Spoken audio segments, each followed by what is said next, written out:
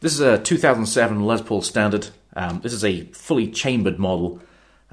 Gibson have employed various weight relief methods over the years, of which I knew nothing about before I got this guitar. The first thing I did, having bought this, was take to the internet to work out exactly what it was that I just bought. Here's a quick playing example, and then we'll talk about these chambering methods in just a second.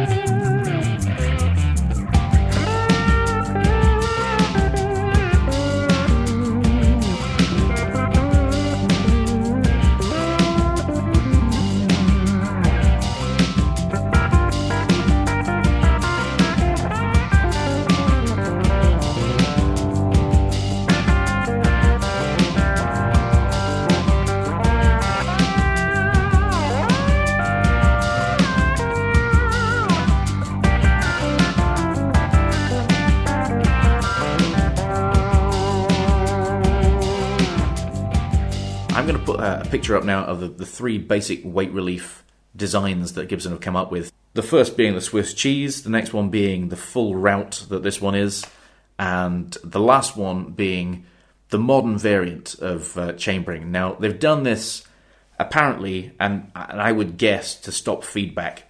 This one is susceptible to feedback. I can tell you that I play with a not insignificant amount of compression and gain and volume, play with some quite loud drummers, and it will go when you get past a certain point. There's no stopping it. Now, this doesn't really bother me particularly because I'm trying to change the nature of my playing a little bit.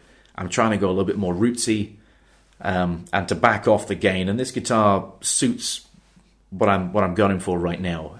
Obviously, the last guitar you buy is always this is the one. This is the one, you know. But, you know, this is the one.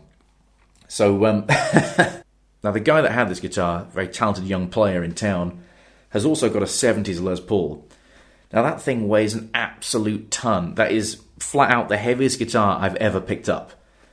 So that obviously predates any kind of chambering. Which method is best is real subjective. It depends on your style as a player and, you know, what you want to hear. This one definitely has more of that hollow body 339, 335 type sound. It's a little woodier, a little snappier sounding, and it feels kind of squishier under the fingers. These are all great adjectives for guitar sounds. I find something like the SG, which is obviously a solid guitar, quite plangy. There's another fine technical term. When you dig in, it'll plang at you, whereas this one just squishes nicely, particularly on that front pickup. Pickups are great, by the way. These are the stock ones, the burst buckers.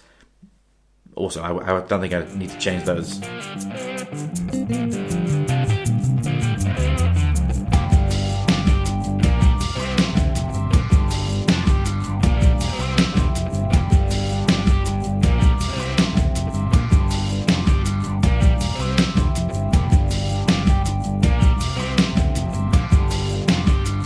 Yeah, the modern method of doing it, I would imagine that they've gone that way to stop the feedback issue. And basically, you know, with smaller pockets, there's less chance of that happening rather than one giant route. It's basically the extension of what would have been the 9 holes. They've just made them larger.